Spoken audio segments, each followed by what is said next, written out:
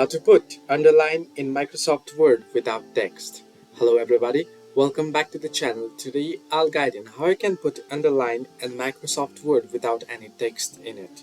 Now, I'm going to be showing you one quick and easy way. First thing here is I've opened up my Microsoft Word on browser. You can see you can head into office.com and you can use any Microsoft browser there. Now I'm on Microsoft Word here on my browser. The process is similar on both the browser and the app as well. So here I've opened up a blank page here, as you can see. Now, to put an underline without any word or without any text in it, what you can do is simply press and hold the shift button. Simply press the button shift on your keyboard and then hold it, do not release it. And what you want to do is press in underscore button that you find at your keyboard.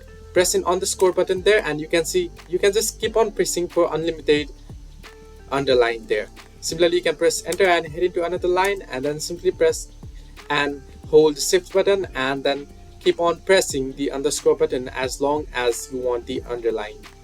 So this way you can put underline in Microsoft Word without text. Hope this helped you. Do like and subscribe, and do not forget to leave a comment down below if you have any further issues.